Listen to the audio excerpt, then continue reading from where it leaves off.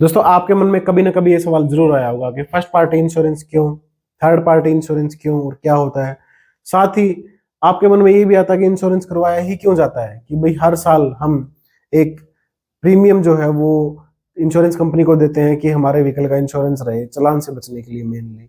तो ऐसा करवाया ही क्यों जाता है? तो दोस्तों मैंडेटरी प्रोविजन है मोटर व्हीकल एक्ट में सेक्शन 146 में कि भाई आपके पास थर्ड पार्टी इंश्योरेंस होना जरूरी है अगर आपका व्हीकल रोड पर आता है। तो दोस्तों ये क्यों ऐसा मैंडेटरी किया गया है कि भी मान लीजिए एक लेबर पर्सन है, उसके पास बाइक है, वो बाइक से जा रहा है और एक ऐसे इंसान के साथ उसका एक्सीडेंट हो जाता है जो लाखों रुपए महीना कमा रहा होता है। तो उसका जो एक मोटर एक्सीडेंट क्लेम ट्रिब्यूनल जो है उसका क्लेम एमएससीटी केस का अगर करोड़ों में पहुंच जाए तो वो लेबर क्लास जो है उसको वो नहीं दे सकता। तो उस डैमेज को कवर करने के लिए मान लीजिए किसी ऐसे इंसान के साथ हादसा हो जाए उस लेबर पर्सन का कि भाई सामने वाले इंसान के हाथ पैर कोई एम्पुटेशन हो जाए, कोई ऐसी डिसेबिलिटी आ जाए कि भाई उसका क्लेम भी जो है लाखों करोड़ों में पहुंच जाए, तो वो कौन कंपनसेट करेगा? अब वो लेबर पर्सन नहीं कर पाएगा, इवन मिडिल क्लास पर्सन भी उस क्लेम को नहीं भर सकता।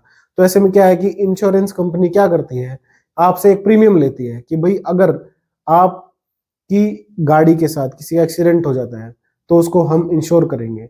हम अब डिस्कस कर लेते हैं कि फर्स्ट पार्टी और थर्ड पार्टी क्या होता है। तो दोस्तों यहाँ पे जब कोई गाड़ी का मालिक, चाहे वो बाइक है चाहे वो कार है, वो जब इंश्योरेंस कंपनी के साथ कोई कॉन्ट्रैक्ट करता है तो उसमें क्या होता है कि भाई फर्स्ट पार्टी रहता है वो गाड़ी का मालिक, जो ओनर है वो फर्स्ट पार्टी रहेगा। अब वो कॉन्ट्रैक्ट किसके साथ कर रहा है? इंश्योरेंस कंपनी के साथ। तो इंश्योरेंस कंपनी क्या हुई? सेकंड पार्टी हुई।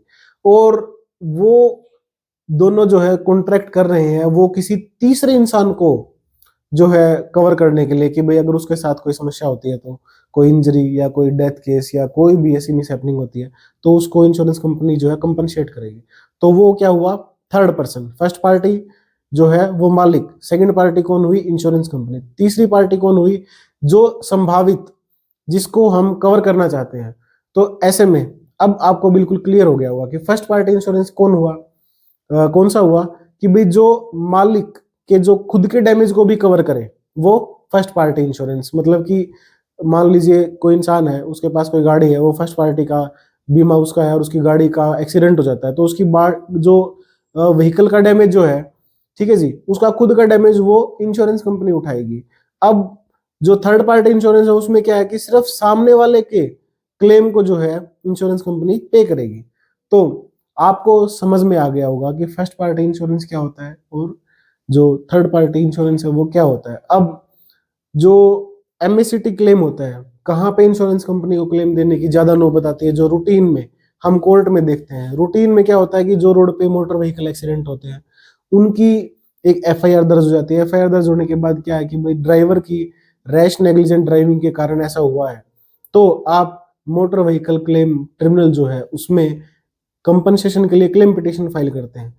तो जब एफआईआर और जो पुलिस कार्रवाई है उसके बाद रैश नेग्लिजेंट ड्राइविंग करते हुए किसी ड्राइवर की गलती पाई जाती है तो आप मोटर व्हीकल क्लेम ट्रिब्यूनल में एक पिटीशन फाइल कर सकते हो, ठीक है जी। और उस पिटीशन के बाद कोर्ट जो है वो क्लेम एसेस करता है और वो क्लेम, अगर आपका ड्राइविंग लाइसेंस जो है वो सही है और आपने ड्रिंक एंड ड्राइव नहीं किया है और आपने जो इंश्योरेंस कंपनी है उसकी पॉलिसी की जो टर्म कंडीशन है उनको फॉलो किया है, तो इंश्योरेंस कंपनी आपके नाम पे वो क्लेम भर देगी। तो इस वीडियो में इतना है दोस्तों। आपको वीडियो में जानकारी सही लगी, वीडियो को लाइक करना, चैनल को सब्सक्राइब करना, सारी बेल आइकन को जरूर प्रेस कीजिएगा ताकि हर वीडियो की नोटिफिकेशन आप तक सबसे पहले पहुंचे। Thank you.